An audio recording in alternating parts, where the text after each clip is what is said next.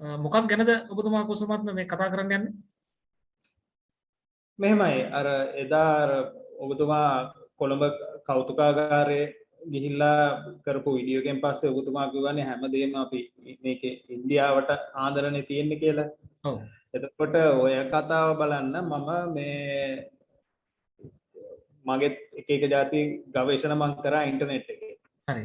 කරනකොට තමයි ඔය රිපෝට් එක හැබැයි මම මේ මුලින්ම හඳුන්වලා දෙන රිපෝට් එක කලින් ආපු මේ බලපු එකක් මම හැබැයි ඒක ගැන වැඩි මම කිව්වේ නැහැ.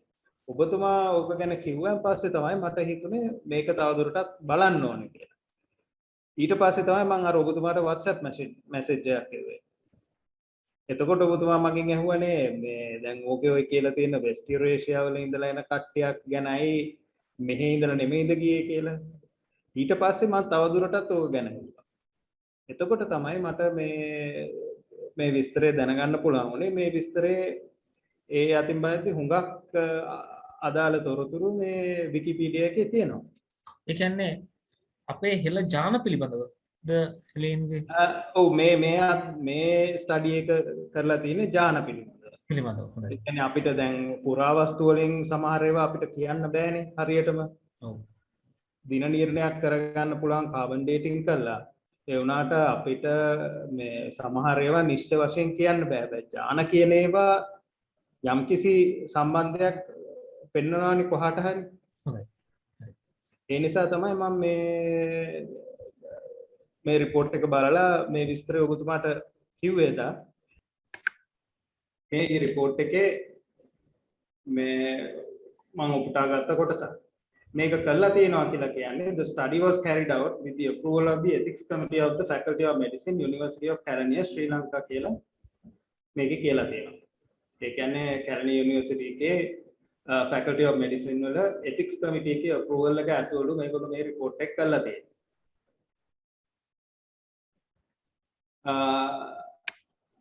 මේ report එකේ කියන විදිහට මම එකින් එක යන්නම්. මේ report එකේ කියන විදිහට ලංකාවේ ජාන ඉතිහාසය වෙස්ට් යුරේෂියා වලට සම්බන්ධයි කියලා කියනවා 120ක් 25ක් විතර. එතකොට අර ඔබතුමා එදා මේ කොළඹ කෞතුකාගාරයට ගිහිල්ලා ඇවිල්ලා අර ඉන්දියාවේ කියන සම්බන්ධතාවයයි මෙතන කියන එක අතරයි අපිට සසඳලා බලන්න පුළුවන්. දැන් බලන්න මේ report එකේ අපි කතා කරන්න ඉස්සෙල්ලා අපි පොඩ්ඩක් දැනගන්න වෙනවා මේ මයිටොකොන්ඩ්‍රියා කියන්නේ මොකක්ද කියලා. මයිටොකොන්ඩ්‍රියා මේ membrane bound cell organelles වගේක් කියලා කියනවා. ඒ කියන්නේ ඒකෙන් තමයි මේ අපි ආහාරයට ගන්න දේ එනර්ජි වලට හැරුවෙන් පස්සේ ඒක සෛල වලට ලබා දෙන්නේ මයිටොකොන්ඩ්‍රියා. මයිටොකොන්ඩ්‍රියා තුල තමයි මේ තියෙන්නේ මයිටොකොන්ඩ්‍රියල් DNA කියන එක. ඒක වර්ණ දේහ විශේෂය. එතකොට මයිටොකොන්ඩ්‍රියල් DNA සාමාන්‍යයෙන් යන්නේ අම්මගෙන් අම්මට. ඒ කියන්නේ දැන් අපි කාන්තා පාර්ශ්වය බැලුවොත් අපි කියන්නේ පිරිමි හරි පුරුෂ හරි කාන්තා හරි පාර්ශ්ව දෙකක් බැලුවොත් කාන්තා පාර්ශ්වයට තියෙන්නේ මයිටොකොන්ඩ්‍රියා DNA විතරයි. අපිට එහෙම විස්තර බලන්න. ඒ වුණාට පුරුෂ පක්ෂය බැලුවොත් අර Y chromosome එක කියන එක තියෙනවා. හැබැයි ඒක එන්නේ තාත්තගෙන් පුතාට විතරයි. තාත්තගෙන් දුවට Y chromosome එක එන්නේ නැහැ. එතකොට පිරිමි කෙනෙක්ට හරි ගෑනු කෙනෙක්ට හරි පොදුවේ එන එක තමයි අම්මගෙන් එන එම ජානය. එතකොට මයිටොකොන්ඩ්‍රියල් DNA එක බලලා තමයි මේ report එක මේගොල්ලෝ කරලා තියෙන්නේ. හැබැයි මේක ඉතින් තවදුරටත් හොයලා බලන්න අවශ්‍ය දෙයක්. විශේෂඥයෝ විසින් මම මේ ඉන්ටර්නෙට් එකේ රිසර්ච් එකක් කරනකොට මට හොයාගන්න පුළුවන් වෙච්ච දේ තමයි මේක. ඊට අමතරව අපි දැනගන්න ඕනේ හැප්ලෝ ගෲප් එකක් කියන්නේ. හැප්ලෝ ගෲප් එකක් කියන්නේ මොකක්ද කියලා.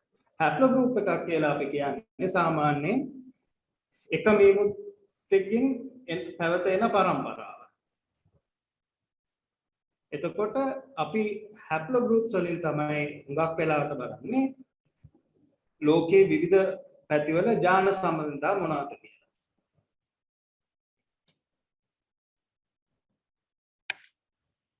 දැන් මේ report එකේ පළවෙනි කොටස මම මේ highlight කරලා තියෙනවා.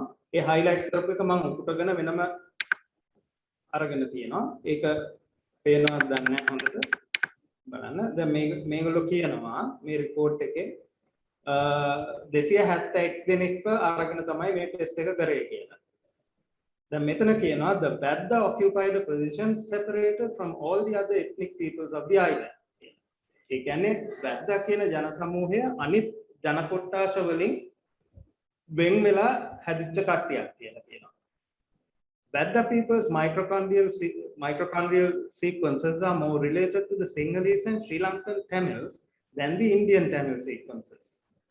එතකොට ඒගොල්ලෝ කියනවා වැඩි ජනතාවගේ ඥාන සම්බන්ධතාවයේ වැඩි හරියක් තියෙන සිංහල මිනිස්සුයි ලංකාවේ ද්‍රවිඩ කියන සමාජයත් එක්කයි කියලා.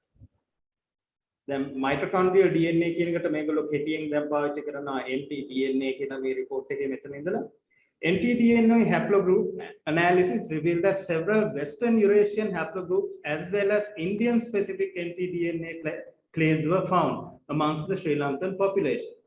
දැන් මෙතන මේගොල්ලෝ කියන්නේ අපේ ලංකාවේ ඒ ජීන් පූල් එක ඒගොල්ලෝ චෙක් කරලා බලද්දි West Eurasian haplogroups එක්ක සම්බන්ධයක් තියෙනවා කියලා.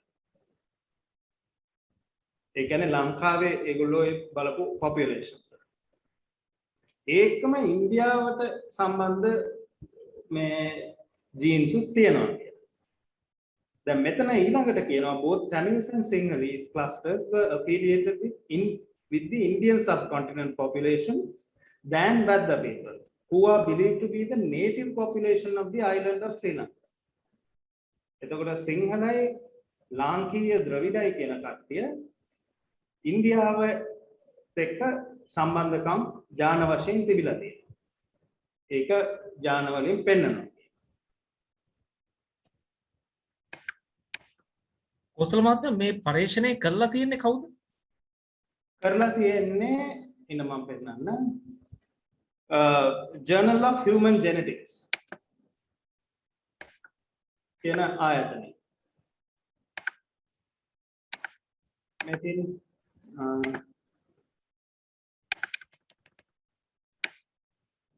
Journal of Human Genetics. මේ පරීක්ෂණය කරලා තියෙන්නේ මෙන්න මේගොල්ලෝගේ වෙබ්සයිට් එක තියෙනවා www.nature.com/jhg කියලා. 2014 the Japan Society of Human Genetics all rights research. එතකොට දැන් තව දුරටත් මේගොල්ලෝ කතා කරන ඒවා මම උත්තරගෙන තියෙනවා මෙන්න මෙතන කියනවා the mainland origins for the majority of these people have been hypothesized, but without their specific migration and settlement history on the island.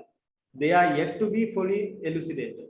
දැන් ඒගොල්ලෝ කියනවා mainland ඉඳලා ඒ කියන්නේ ඉන්දියාවේ ඉඳලා ආවයි කියන ඇවිල්ලා පදිංචි වුණයි කියන ඒ විස්තරේ කොහොමද සෙටල් වුණේ කොහොමද පදිංචි වුණේ ඒ ගැන වැඩි විස්තරයක් තාමත් හරියට විස්තරාත්මකව ඒගොල්ලෝ මේ කවුරුත් හරියට විස්තර කළා නෑ කියන ඉතිහාස පොත්වල ලියලා තිබුණාට මේගොල්ලෝ කියනවා ඒ විස්තර වැඩි ඒගොල්ලන්ට හොයාගන්න නෑ කියලා කොහොමද පදිංචි වුණේ කොහොම ඇවිල්ලාද පදිංචි වුණේ දැන් අර අපේ මහාවංශ කියනවානේ විජය රජුරුව ආවා කියලා එනකොට විජය රජුරුවන්ගේ පවුල් වල කට්ටිය කොයි ගිහිල්ලා පදිංචි වුණාද කියලාවත් කියලා නෑනේ හරියට ඉතින් ඒක වෙන්නේ නැති මේ කියන්නේ ඊට පස්සේ ඒගොල්ලෝ කතා කරනවා the oldest skeletal remains of an anatomical modern man Homo sapiens reported from the South Asian region and dated tentatively to 37,000 YBP year before present were discovered from the cave site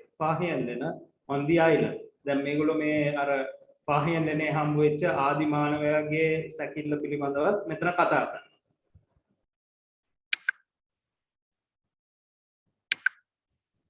දැන් බලන්න මෙන්න මේ table එකේ ඒගොල්ලෝ දීලා තියෙනවා. මේ table එකේ කියලා තියෙන විදිහට බලන්න අද්ද ජනතාවගේ අර මම කියපු හැප්ලෝගෲප්ස් නැත්නම් හැප්ලෝටයිප්ස් විවිධ වර්ග තියෙනවා. ඒගොල්ලෝ කිසිම දැන් මෙතන මේ ටේබල් එකේ මේ අතට බද්ද සමාජය upcountry Sinhalese, low country Sinhalese, Sri Lankan Tamils, Indian Tamils කියලා මේකත් තියෙනවා. හැබැයි මේකේ අඩුවක් තියෙනවා මුස්ලිම් ජනතාව මේකේ ඒගොල්ලෝ ස්ටඩි කරලා නැහැ. එතකොට දැන් ඒ ටේබල් එකේම අනිත් අතට මෙතන තියෙන්නේ වැද්දා, මෙතන තියෙන්නේ Sinhala upcountry, Sinhala low country, Tamil Sri Lankan and මෙතන proportion එක දාලා තියෙනවා. මේ තියෙන percentages වශයෙන් ඒ කියන්නේ දශම ස්ථාන වශයෙන් මේ calculate කරලා තියෙන විදිහට. දැන් මේ තියෙන්නේ වැද්දා සමාජයේ අනිත් කට්ටිය එක්ක කිසිම සම්බන්ධයක් නැහැ. කලවම් වෙලා නැහැ ඒගොල්ලෝගේ දාන. upcountry Sinhalese ඒ කියන්නේ උඩරට සිංහල කට්ටිය සම්බන්ධ වෙලා තියෙනවා වැඩි ජනතාවත් එක්ක මෙතන. ඒගොල්ලෝ ගත්ත සාම්පල් එකෙන් 6 දෙනෙක් ඉඳලා තියෙනවා. පහත රට සිංහල කට්ටිය 5 දෙනෙක් මෙතන සම්බන්ධ වෙලා තියෙනවා. එතකොට ශ්‍රී ලංකන් Tamils ඒකම මේ මොනවාද low country Sinhalese, upcountry Sinhalese ඒ කියන්නේ උඩ රට සහ පහත රට කට්ටිය කොහොමත් මෙතන 3 දෙනෙක් ඉඳලා තියෙනවා. ඒ හැප්ලෝ ගෲප්ස් සම්බන්ධ වෙලා. එතකොට මෙතන ශ්‍රී ලංකන් Tamil කට්ටිය upcountry ඒ කියන්නේ උඩ රට සිංහල සහ පහත රට සිංහල සම්බන්ධය තියෙන හැප්ලෝ ගෲප්ස් දෙකක් තියෙන දෙන්නෙක් ඉඳලා තියෙනවා හැප්ලෝටයිප්ස් දෙකක්. එතකොට ඉන්දියන් Tamil කට්ටිය උඩ රට සිංහල පහත රට සිංහල ඒකම ලංකාවේ ද්‍රවිඩ කට්ටිය එක්ක ඒගොල්ලෝගේ සම්බන්ධතාවය මේ ජාන වලින් පෙන්නලා තියෙනවා. පැහැදිලිද මහත්මයා? ඔව්. එතකොට මේ කියන්නේ වැඩි ජනතාව දැන් අර උඩම එක සම්බන්ධතාවයක් නැහැ නේද? ඔව්. ඒ කියන්නේ ඒගොල්ලෝ වැඩි ජාන අනිත් කට්ටිය එක්ක බෙදලා ගිහිල්ලා නැහැ කියන්නේ. දැන් අර කලින් අර highlight කරලා තිබිච්ච ඒවා ඒකේ විස්තර තියෙන එක මම මේ උපුටාගෙන තියෙනවා. මේ බලන්න. There were a total of 147 haplotypes observed in the 5 Sri Lankan populations of this study. 30 of them were shared between at least 2 populations. දැන් මේගොල්ලෝ කියනවා මේගොල්ලෝ haplotypes 147ක් හොයාගත්තා. ඒ කියලා ඒකෙන් 32ක් මේ අඩුම වශයෙන් ජනකාණ්ඩ දෙකක් අතර බෙදිලා ගිහිල්ලා තියෙනවා කියනවා. The Vedda population has the lowest proportion of shared haplotypes among their subgroups. ඒ කියන්නේ අනිත් groups එක්ක අඩුවෙන්ම mix වෙලා තියෙන්නේ වැඩි ජනතාවගේ ජානයි කියලා කියනවා. Interestingly, highest number of haplotype sharing was found between Vedda with upcountry Sinhalese and with low country Sinhalese. On the other hand, there was no haplotype sharing between the Vedda people with any of the Tamils. ඒ කියන්නේ ද්‍රවිඩ ජනතාව එක්ක මේ වැද්ද ජනතාවගේ කිසිම සම්බන්ධයක් මේගොල්ලන්ට හොයාගන්න බැරි වෙලා තියෙනවා. So it's quite clear from the supplementary figure S1 that the Vedda population was generally separated from other Sri Lankan ethnic populations with genetic distances being less between them.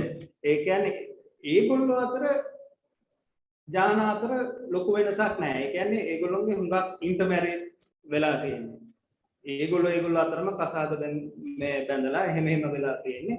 පිට ජාති එක්ක සම්බන්ධයක් වෙලා නැහැ. Indian Tamils established the closest genetic relationship with their Sri Lankan ethnic counterparts. Upcountry Sinhalese formed close genetic affiliations with Sri Lankan Tamils and low country Sinhalese. So, උඩරට සිංහල කට්ටිය පහතරට සිංහලයි ද්‍රවිඩයි කට්ටිය එක්ක සම්බන්ධකම් පවත්වලා තියෙනවා. ලංකාවේ ද්‍රවිඩ ජනතාවත් එක්ක ඉන්දියාවේ ද්‍රවිඩ ජනතාව අතර ලොකු සම්බන්ධයක් තිබිලා තියෙනවා ජාන වශයෙන්.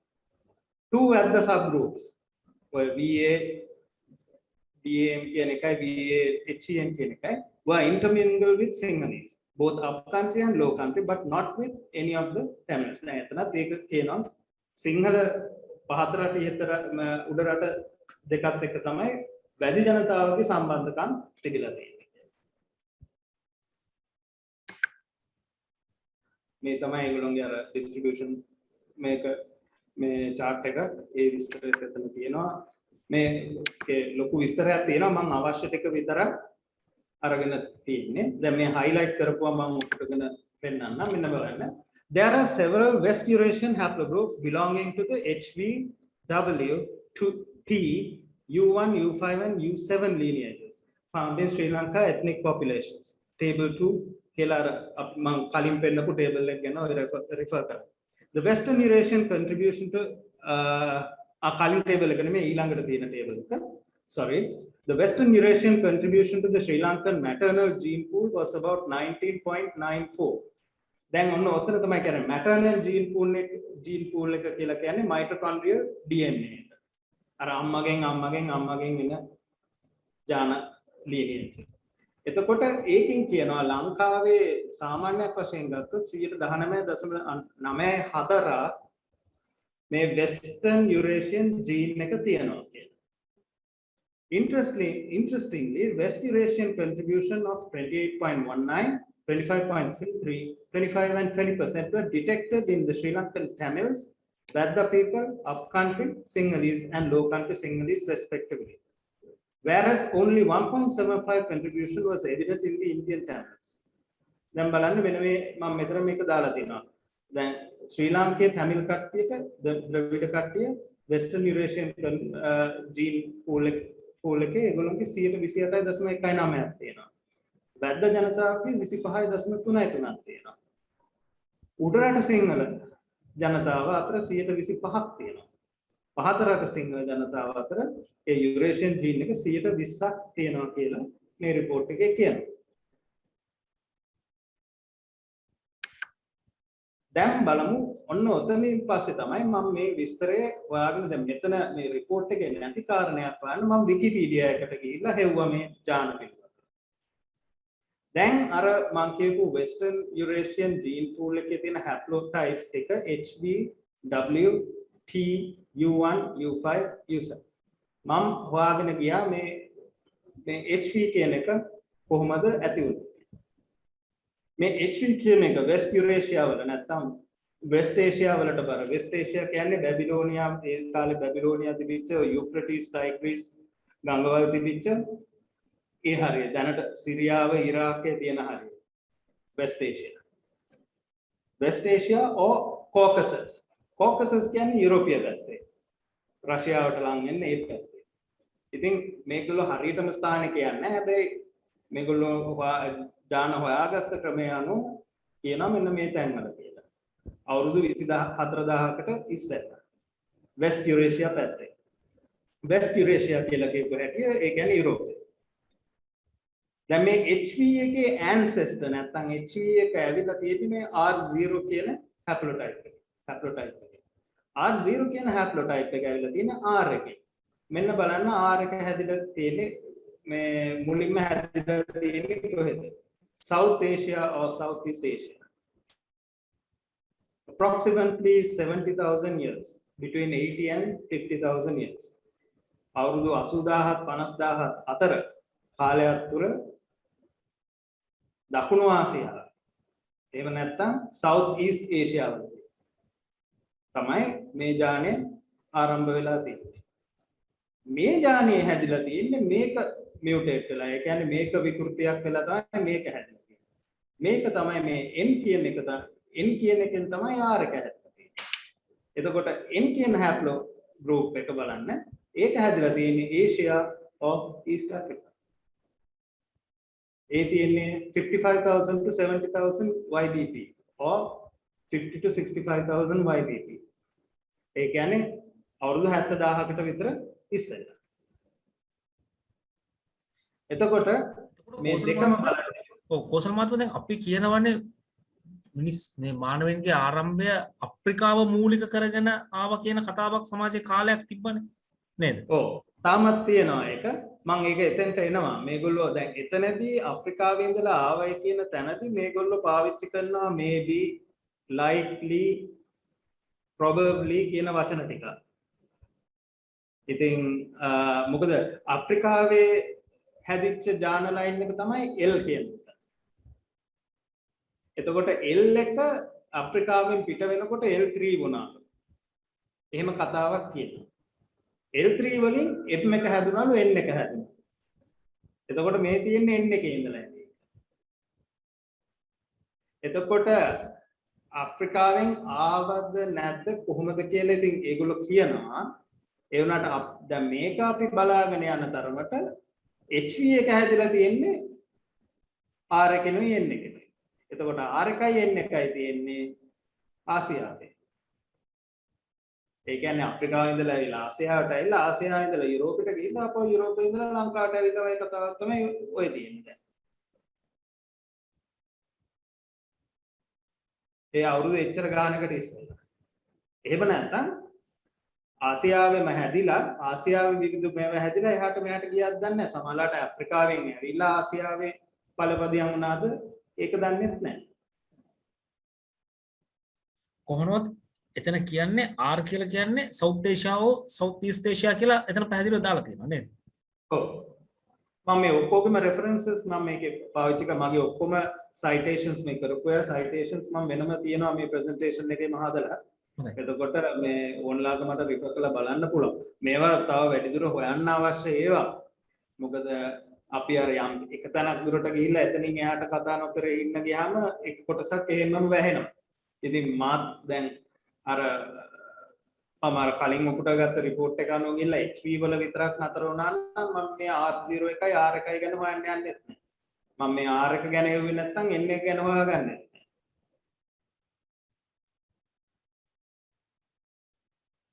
කොහොම නමුත් ඔබතුමා මේ පෙන්වන්න හදන්නේ මේ ආසියාව තුළින් මානවයන් ව්‍යාප්ත වුණා කියන කතාව. මිනිස්සු මේ ජනගහනය ව්‍යාප්ත වුණා කියන කතාව.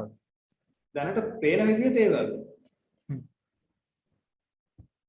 ඒකයි කියන්නේ මේක තව වැඩිදුර හොයලා බලන්න ඕනේ. මේවා පිළිබඳ වැඩි දැනුම තියෙන කට්ටිය මේවම ස්ටඩි කරන කට්ටිය ඉන්නවා. ඉතින් ඒගොල්ලෝ ඒවා හොයලා බලන්න ඕනේ. ඒවා අපි හොයලා බලන්නේ නැතුව අපි ඉතින් එක විදිහට එක එක්කෙනාගේ කතා අහගෙන අපි වැරදි ඉතිහාසයක් ගොඩනගා ගන්න හුඟක් chances තියෙනවා. දැන් අපි ඊළඟ එක බලමු. දැන් ඊළඟට අපි කියනවා W එක. අපි ඒක එන්නේ N එකෙන් කැඩිලා. W එක හැදෙන්නේ 27 අවුරුදු 24000ක් විතර වෙනවා 23900. මේ ඒකෙන් කැඩෙන ඒවා තමයි මේ පල්ලෙහා තියෙන්නේ. මේ වෙස්ටර්න් ඒෂියා. වෙස්ටර්න් ඒෂියා කිව්වම ඔය ඉරාක්, ඒ දවස්වල බැබිලෝනියා, යුෆ්‍රටිස් රිවර් එක ඉදිච්ච පැත්ත.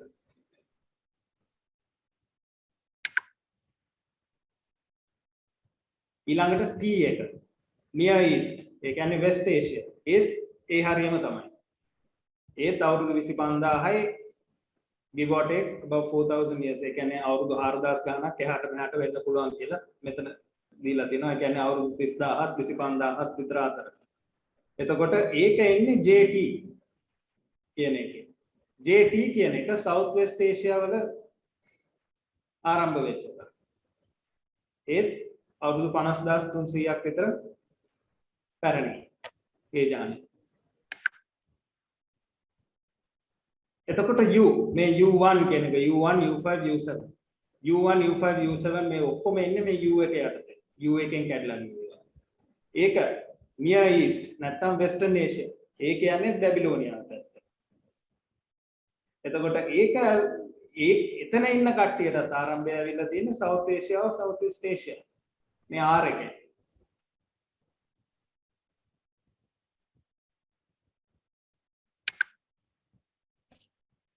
දැන් මම ඒ ටික ඔක්කොම එකට අරගෙන එක chart එකක් හදුවා.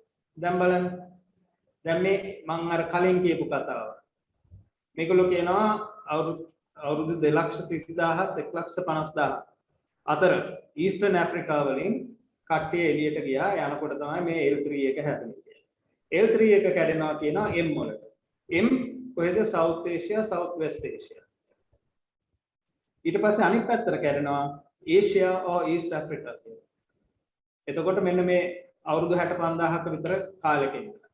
අන්න එතන ඉඳලා තමයි මෙන්න මේවා කැඩෙන්නේ. මේ W එක කැඩලා යනවා, ඒකේ කොටස් වලට යනවා. R එක කැඩලා මෙහෙම එනවා, U කොටස් වලට එනවා. R එක මෙහෙම R0 ගිහිල්ලා HV ගිහිල්ලා මෙහෙම එනවා. දැන් මේ කොළ පාටෙන් ඔක්කොම තියෙන ඒවා වෙස්ටර්න් යුරේෂියා නැත්නම් වෙස්ට් ඒෂියා පැත්තට බර ඒවා ඔක්කොම. ඒ කියන්නේ යුරෝපය පැත්තටයි අර යුෆ්‍රටිස් රිවර් එක ගංගා තිබිච්ච පැත්තටයි බර ඒවා තමයි මේ කොළ පාටෙන් මම දාලා තියෙන්නේ. ඊට පස්සේ මේ දුමුරු පාට හුර මඩ පාට හුරු ඒවා ඔක්කොම ඒෂියාවල. හැබැයි මෙතන මේ L එකයි L3 එකයි ඔන්න තමයි ඔය ඇෆ්‍රිකා වලින් ආවා කියලා කියන්නේ. හැබැයි මේක ගැන මම කියවද්දී ඒගොල්ලෝ පාවිච්චි කරලා තියෙනවා වචන most likely, most probably වගේ ඒවා ටික කියලා තියෙනවා. මේ මොකද මේවා කැඩිච්ච විදිහ එක්ක සමහරලාට ඒගොල්ලන්ට තාමත් විස්තර කරගන්න බැරුවද දන්නේ නැහැ. මේ තමයි මගේ citations ටික ඔක්කොම මම කරපු ඒ ස්ටඩි කරපු pages වල ඔක්කොම විස්තර පබ්ලිෂ් කරපු දේකුයි ඔක්කොම එක්ක. මේ තමයි අන්න අර කියපු table 2.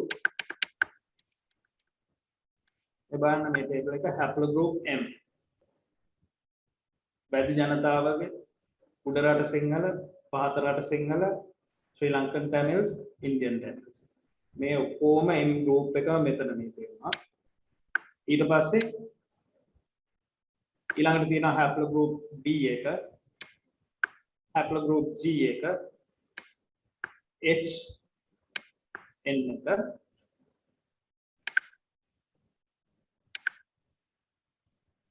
ඊට පස්සේ මේකෙම ඉතුරු ටික මේ සම්පූර්ණ විස්තරය මෙතන මේකේ තියෙනවා.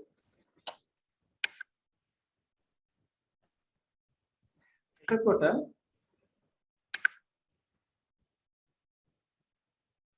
මේ මම මේ report එක දැන් සම්පූර්ණ report එක මම මෙතන මේවා කරන්න යන්නේ නැහැ. ඒකේ අවශ්‍ය ටික විතරයි මම අරගත්තේ. දැන් මේ බලන්න Western Eurasia. Western Eurasia වල තියෙනවා Greater European Forest, European Mountain Forest, Black Sea Forest and Steppes subrealms. The Mediterranean from Spain, Italy, Greece to Western Turkey, Lebanon and Israel. Azores Island of West Coast, Iberian Peninsula, the British Isles subrealms. දැන් එතකොට මෙන්න මේ තියෙන්නේ Western Eurasia කියලා mark කරපු ටික. ඊට පස්සේ මේ තියෙන්නේ West Asia. මෙන්න මේ හරිය තමයි Euphrates, Tigris ගංගා ටික තිබුණේ. ඉරාන්, ඉරාක් මේ හරිය. එතන ඉඳලා ඓතිහාසික මේ මොනවාද බැබිලොන් රාජ්‍යයට ගියාම මෙතන මේ තියෙන බැබිලොන්. දැන් ඒ කාලෙත් මෙන්න මේ පැත්තේ තිබිලා තියෙනවා ඊළාම් කියලා එකක්. ඒ කාලේ ගිය යුද්ධෙම දන්නේ අපි මේ රටෙත් ගහගන්න. තාම. ඉතින් මේ ඉතිහාසය අනුව බලද්දී දැන් මෙතන තමයි බැබිලොන් තිබිලා තියෙන්නේ. කිං හමුරාබිගේ කාලේ තමයි මේගොල්ලෝ ලොකු මේ කියන්නේ පවර්ෆුල් මේ රාජධානියක් වශයෙන් තිබිලා තියෙන්නේ. මේකේ citations ටික තමයි මේ පල්ලෙහා තියෙන්නේ.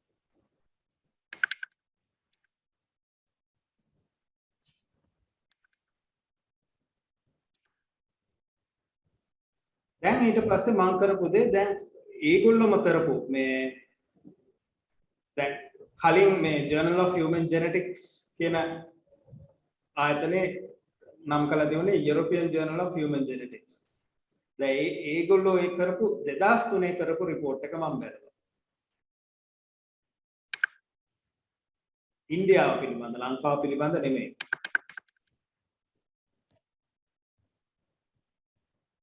The Indian mtDNA gene pool appears to be more closely related to the East European gene pool, East Eurasian gene pool, including Central, East and Southeast Asian populations, than the West Eurasian one, including European and Caucasian populations.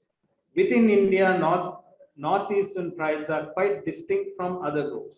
They are more closely related to the East Asians than to the other Indians. දැන් එතකොට මෙතන කියන්නේ ඉන්දියාවේ gene pool එකේ Northern Eurasian, Eastern Eurasian populations වලටයි ළඟ කියලා. දැන් අපි West Eurasian bloodline එකක් තියෙන කට්ටිය. ඉන්දියාවේ වැඩි හරියක් East Eurasian මේ ජීන් එකක් තියෙන කට්ටිය.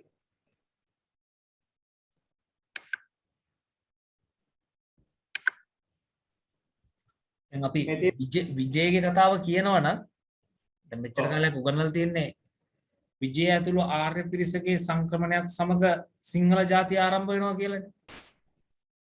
ඔව්. ඒකනේ උගන්වපු කතාව අවුරුදු ගණනාවක්. උගන්වපු කතාව ඔව්. ඉතින් එහෙමනම් අපි දෙගොල්ලොන්ටම එක හා සමාන ජානමයකක් තියෙන්නේ බෑ. ඒ අපිට දැන් පේන විදිහට ඉන්දියාවේ කනෙක්ෂන් නැතුව නෙමෙයි ඒ වුණාට ඉන්දියාවට නැති කනෙක්ෂන් එකක් අපිට තියෙනවා.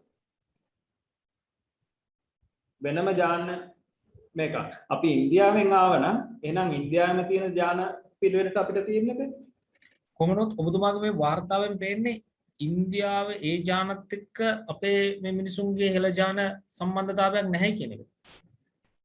නැහැ කියලා නෙමෙයි සම්බන්ධයක් තිබුණාට ඉන්දියාවේ තියෙන ජාන මේ ජීන් පූල් එකට වඩා වෙනස් ජීන් පූල් එකක් අපිට තියෙන්නේ කියලා. තියෙනවා. ඔව්.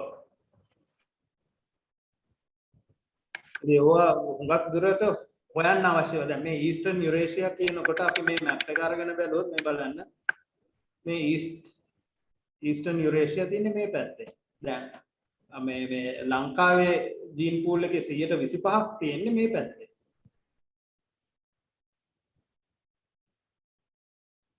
දැන් මේ eastern Eurasia Afghanistan, Armenia, Azerbaijan, Belarus, Georgia, Kazakhstan, Kyrgyzstan, Mongolia, Republic of Moldova, Tajikistan, Turkmenistan, Ukraine, Uzbekistan. ඒ රටවල් හා සම්බන්ධ පැත්තක් තමයි ඉන්දියාවේ ජීන් පූල් එක සම්බන්ධ ඒ පැත්ත.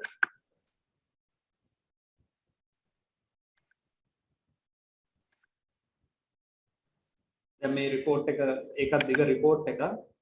ඒකේ අත්‍යවශ්‍යම කැලේ ටික මම අරගෙන තියෙනවා.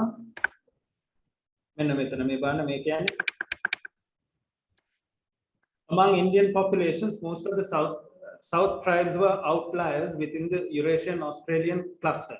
Further information on the affinities of Indian tribes was obtained by focusing on Eurasian Australian cluster. In the MDS plot figure 4, overall Indian subcontinent populations were closer to East Eurasians, including Central, East and Southeast Asians, than to West Eurasians, including Europeans and Caucasians. In all cases, then, Indian populations showed closer affinities to East than to the West Eurasians. That clearly Indian populations very high Naganihira Eurasia wala jana gene pool ekata me West gene pool ekata wada West gene pool ekata wada වැඩියක්ම බර Eastern Eurasian gene pool එකට කියලා.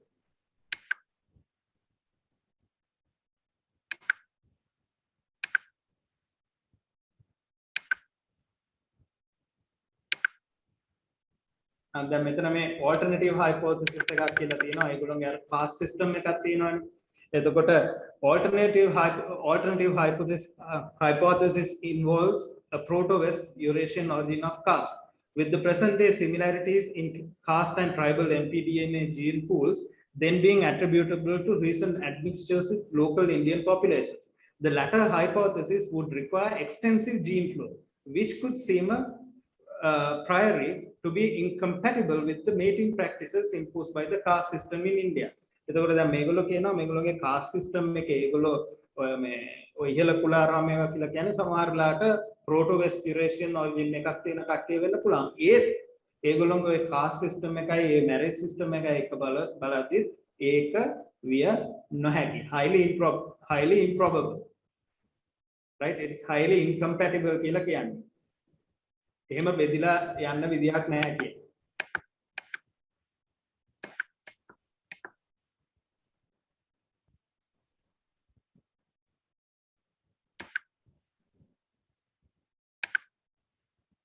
The mtDNA variations in India suggest that overall Indian tribes show more affinities to East Eurasians than to West Eurasians.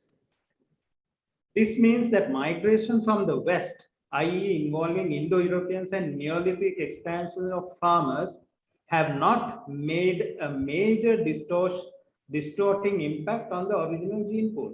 ඒ කියන්නේ indoor ආර්යන්ස්ලා ඉන්දු ආර්ය සංක්‍රමණය ඒ කොච්චර වුණත් ඉන්දියාවේ තියෙන general population එකේ ජීන් පූල් එකට කිසිම බලපෑමක් කරන්න මේ ඒකට බැරි වෙලා තියෙනවා.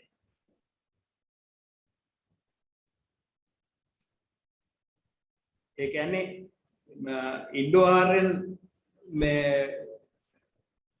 සංක්‍රමණය වුණයි කියලා ඉන්දියාවේ දිවිච්ච ජීන් පූල් එකේ වෙනස වෙලා නැහැ. එහෙමනම් අපි ඉන්දියාවෙන් ආවනම් එහෙනම් අපිට ඊස්ට් යුරේෂියන් මේ ජීන් පූල් එකක් අපිට තියෙනවා. ඒ වුණාට අපේ කට්ටියගේ 120 25 30ක් වගේ වෙන්න වෙස්ට් යුරේෂියන් කනෙක්ෂන් එකක් තියෙනවා. වෙස්ට් යුරේෂියන් කියලා අපි දැන් අර මම විස්තර කරපු විදිහට බලන් යනකොට අපි ඒන්ෂන්ට් බැබිලෝනියා ඒ වගේ පැතිවලට ගොඩක් සම්බන්ධයි. හැබැයි ඒක සම්බන්ධතාවය තියෙන්නේ එහෙන් මෙහෙට ආවට වඩා මෙහෙන් එහෙට ගියා කියන සංක්‍රමණය වීම තමයි ඔබතුමා පෙන්නන්නේ නේද? ඔව් ඉතින් මම කියන්නේ අර HV එකේම කියන එක HV කියන හැප්ලෝ ටයිප් එක හැප්ලෝ ගෲප් එක හැදිලා තියෙන්නේ R එකෙන්. R කියන හැප්ලෝ ටයිප් එක. ඒ කියන්නේ මෙහෙන් තමයි ගිහිල්ලා තියෙන්නේ. මේවා තව පරිශ්‍රණය විය යුතු දේවල් නේද කොසල් මහත්මයා? ඔව් තව පරිශ්‍රණය විය යුතුයි. මේවා හොයලා බලන්න ඕන. අපි මේ දැන් අපිට දැන් කවුරුත් කියු පළියට අපි කියනවා හරි ඉන්ඩෝ ආර්යන්. අන්තිමට ඉන්ඩෝ ආර්යන් බලන් යද්දිත් මෙහෙම පටන් අරන් තියෙනවා. මොකද අපි බොහොම සරලව අපේ කටවහරට කියනවානේ ඔක්කොම දේවල් යුරෝපයෙන් එහෙම මෙහෙට ආවා කියලා. ඒ ග්‍රීක ශිෂ්ටාචාර ඊට පස්සේ බැබිලෝනියානු ශිෂ්ටාචාර ඕ වගේ එහෙන් තමයි මෙහෙට ව්‍යාප්ත උනේ කියලා. ඔව්. දැන් තාක්ෂණය මේ ඔක්කොම ගත්තත් අපි ඒ ගණිත ක්‍රමය සේරම ගත්තත් ඔය යුරෝපයෙන් මේ ආශ්‍රිත ගණිතඥයන්ගෙන් මේ දේවල් තමයි ක්‍රමක්‍රමයෙන් මේ ආසියාකරයට ඇවිල්ලා අපේ මේ හෙළදීපයට එන්නේ කියන එක. හැබැයි ඒක බොහොම සරලව අපි කියනවා. හැබැයි තොරතුරු හොයාගෙන යනකොට අපිට බොහොම පැහැදිලි වෙන්නේ මෙහි මූලාරම්භය සිදු වෙලා තියෙන බව. ඔව් මූලාරම්භය මෙහෙ වෙන්න හුඟක් ඉඩකඩ තියෙනවා. ඉඩකඩ තියෙනවා. මේව පරීක්ෂණ කිය යුතුයි. ඔව් පරීක්ෂණ විය යුතුයි. නැත්තම් කොහොමද දැන් වෙස්ට් යුරෝප් වල වෙස්ට් යුරේෂියන් ජීන් එක මෙහෙන් පටන් ගත්තා කියලා කියන්නේ. සවුත් ඒෂියාවනේ. දැන් එහෙම කියලා බලලා අපේ කට්ටියකින් 125ක් ඒක තියෙනවා කියන්නේ අපේ කට්ටියකින් තමයි එහාට ගිහිල්ලා තියෙන්නේ. ඒ කියන්නේ අවුරුදු 50000ක් 80000ක් විතර එනකොට ජීන් පූල් එක වෙනස් වෙගෙන එනවා. ඒ වුණාට ඒත් 125ක් තියෙනවා කියන්නේ 20ක් 25ක් පහෙන් එකක්ම තියෙනවා කියන්නේ.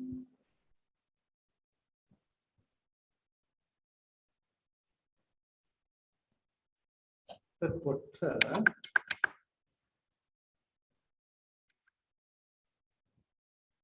තමයි මේ රිපෝට් එකේ ඒගොල්ලෝ අර ස්ටඩි එක කරපු කට්ටියයි ඒ විස්තර ඔක්කොම කියන එක. දැන් මම මේ හයිපොතසයිස් කරන නැත්නම් මම අහන ප්‍රශ්න ටිකක් මෙතන තියෙනවා මේක බැලුවාන් පස්සේ මට හිතෙන යනවා. මේ බලන්න. What if our ancestors were related or linked to tribes of from Western Eurasia such as Babylonia, West Asia, tip of Western Eurasia.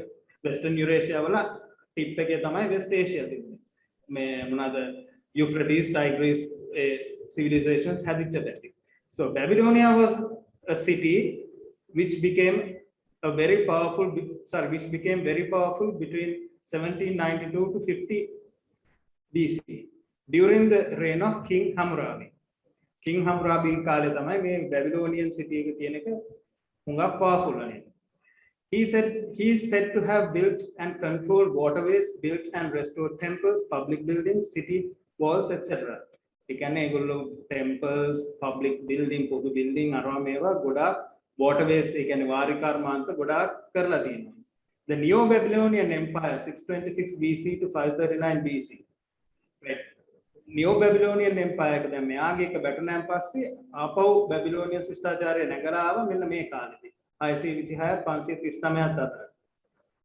Its most famous king was King Nebuchadnezzar II. එයාගේ rule එක තිබුණේ 604 ඉඳලා 562 මේ ක්‍රිස්තු පූර්ව 604 562 අතර. Although physical existence is doubted by some as to the hanging gardens created by Nebuchadnezzar II, they have been described by many Greek and Roman writers. දැන් මේවා ඔප්පු කරගන්න බෑ කියන අර hanging gardens කියලා එල්ලෙන වතු තියෙන ගොඩනැගිලි අරවා ඒවා කියන්නේ ඒවට සාධක ඒවා විනාශ වෙලා කියලා කියන්නේ මේ වුණාට ග්‍රීකුයි රෝමන් රයිටර්ස්ලා මේවා ගැන ලියලා තියෙනවා. Some claim these hanging gardens are similar to Sigiriya in Sri Lanka. දැන් සමහරු කියනවා ලංකාවේ තියෙන සීගිරිය හා සමානයි කියලා මේ hanging gardens කියන්නේ. දැන් ඒකේ මේ මගේ citations ටික මෙතන තියෙන්නේ.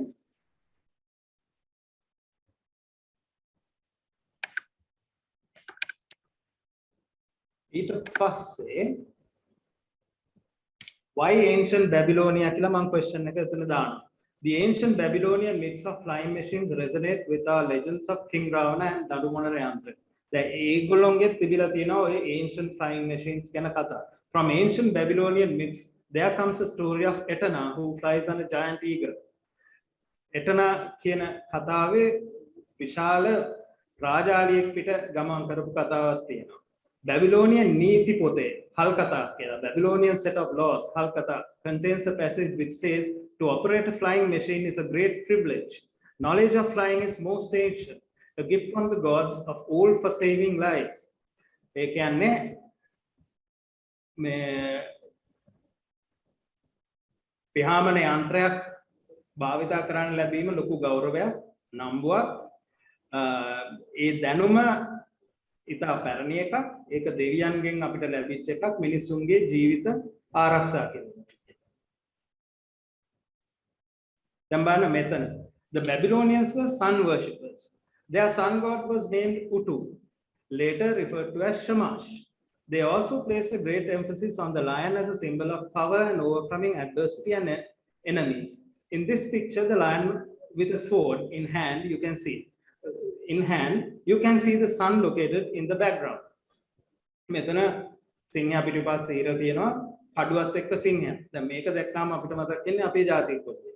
මේ කොටිය තිබිලා තියෙන්නේ this used to be the lion figure which appeared in the early Iranian flag which can be traced back to Babylonian times. The Babylonians were sun worshippers. Babylonianu හිරු වන්දනා කරපු කට්ටිය. දැන් අපිත් ඉඳලා තියෙනවනේ හිරු වන්දනා කරපු කට්ටිය. සූර්ය වන්දනාව ගැන කතා කරනවනේ නේද? ඔව්. දැන් මෙතන කියනවා Sri Lanka also had sun worshippers and families of castes that is referred to as Surya Vansa or solar family in English. Surya god worship was popular since ancient times in Sri Lanka. Kings of Anuradhapura and Katargama Shastriya kings used to engage in this practice. දැන් මේක හොඳටම පෙන්නනවා අපේ මේ Epigraphia Zelenica volume 2 එකේ. මෙන්න බලන්න. ඉංගුලාගල මාරවීදියේ rock inscription. ඔක්කාසවස් රජ කුලෙන් නිපන් සුදෝනා පරපුරෙන්නා හිරුගොත් කුලෙන් අභිනව වූ රූසිරින් සිරි කියලා තියෙනවා. මෙතන මේ තියෙන්නේ සුන්දරමා දේවින් වහන්සේගේ කතාව ගැන ලියලා තිබිච්ච මේ rock inscription. ඒක English translation ගත්තොත්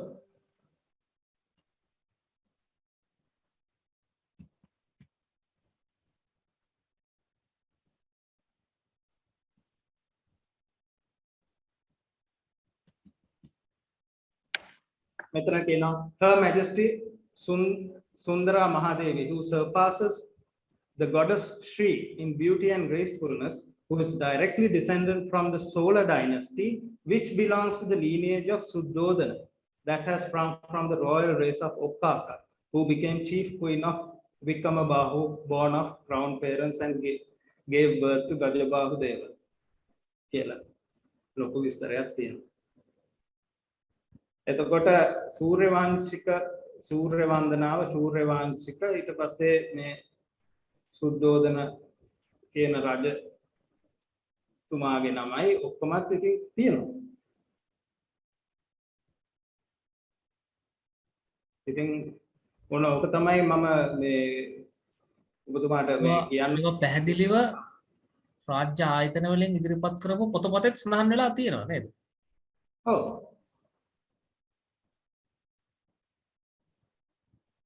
මේ තියෙන්නේ volume 2 Epigraphia Zelenica.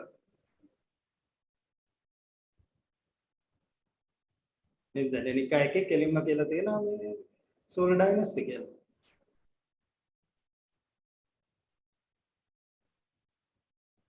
මාත් ඉතින් මෑතකදී තමයි මේවා බලන්න ගත්තේ ඔබතුමන්ලගේ වීඩියෝ අරම මේවා බලලා. ඉතින් මම පුළුවන් විදිහට මේ ගවේෂණ කරගෙන යනවා. ඉතින් මේ අර කොළඹ මියුසියම් එකට ගිය ට්‍රිප් එකේ මේකේ මම මේ ඒ කතාව බලද්දි මට හිතුණා තවදුරටත් මේක ගැන හොයලා බලන්න ඕනේ කියලා. ඒ නිසා අර හොර කරන්න බැරිම මේ නැත්තම් අර අපිට කියන්නේ ඔප්පු කරන්න සාධක නැති වුණත් හුඟක් දුරට සම්බන්ධතාවය ලොවා ගන්න පුළුවන් හොඳම ක්‍රමයක් තමයි ඥාන. ඒ නිසා තමයි මම මේ ඥාන පිළිබඳව මේ තිබිච්ච රිපෝට්ස් කියවේ. හැබැයි ඉතින් මේවා විශේෂඥයෝ විසින් හොයලා බලලා කළ යුතු දේවල්. දැන් ඔබතුමා කෝසල් මන්දම පෙන්වන දේ සාකච්ඡාවට භාජනය වෙන්න ඕනේ. ඒ කියන්නේ මේ ඥාන මොකද අපිට දැන් මිනිස්සු යන ඒ දරුවන් නරඹන කොළඹ ජාතික කෞතුකාගාරයේ බොහොම පැහැදිලිව පූර්වවල සඳහන් කරලා තියෙනවා ක්‍රිස්තු පූර්ව 5 වන සියවසේ තමයි සිංහලයාගේ ආරම්භය වෙන්නේ කියලා. එතකොට ඒක වෙන්නේ විජය ඇතුළු ඉන්දියානු ආර්ය කණ්ඩායම සංක්‍රමණය වීමත් සමග කියලා. හැබැයි මේ ඥාන පරීක්ෂණයේදී ඔබතුමා මේ ඉදිරිපත් කරන තොරතුරුත් එක්ක බොහොම පැහැදිලිව තියෙනවා ඉන්දියානුවන්ගේ ඥාන සහ අපේ එළ ඥාන අතර බොහොම දුරස්ථභාවයක් තියෙනවා කියන එක. වෙනසක් තියෙනවා. ඒ කියන්නේ සම්බන්ධයක් තියෙනවා නට වෙනසක් තියෙනවා. හොඳයි. ඒ කියන්නේ ඒගොල්ලෝගේ ඥානවල නැති දෙයක් අපේ එකේ තියෙනවා. හොඳයි. අපි මේ හැම වැඩසටහනක්ම ඉදිරිපත් කරන්නේ කෝසල මහත්මයා මේවා මිනිස්සු හොයලා බලන්න පොළඹවන්න. මිනිස්සු මේවා හොයලා බලුවාට පස්සේ මිනිස්සුන්ට තේරෙයි මේකේ ඇත්ත නැත්ත මොකද්ද මේ අපේ රටේ කතා කරන විශේෂත්වය මොකද බොහෝ වර්තමාන වෙනකොට අපිට මෙච්චර කාලයක් උගන්වපු දේ තමයි අපිට පුරුදු කරපු දේ තමයි හැම දෙයක්ම අපේ රටට ඇවිල්ලා තියෙන්නේ අර පෙරදිගෙන් ඉන්දියාවෙන් බටහිරෙන් ආව කියන එක තමයි අපිට පුරුදු කරලා තිබ්බේ. උගන්වන්න පුරුදු කරලා තිබ්බේ. ඉතින් ඒ ක්‍රමේ වෙනස් කරන්න පාදමක් හැටියට බොහොම වැදගත් ඔබතුමා මේ ඉදිරිපත් කරපු කරුණු. එහෙනම් කුසල මහත්මයා බොහොම ස්තුතියි ඔබතුමාගේ මේ කරුණු වල අපි මිනිසුන්ට මේවා දැනුවත් කරමු. මේ කරුණු සොයලා බලන්න. අපේ යථාර්ථවල අරමුණ ඒකයි. අපේ රටේ ඉන්න මිනිසුන්ව දැනුවත් කරන්න මේ තොරතුරු. මොකද අපි කතා කරන්නේ අපේ රටේ ආරම්භය ගැන, බුද්ධ ඉතිහාසය ගැන. හොඳයි එහෙනම් කුසල මහත්මයා බොහොම ස්තුතියි. සුබත් වේවා. සුබත් වේවා.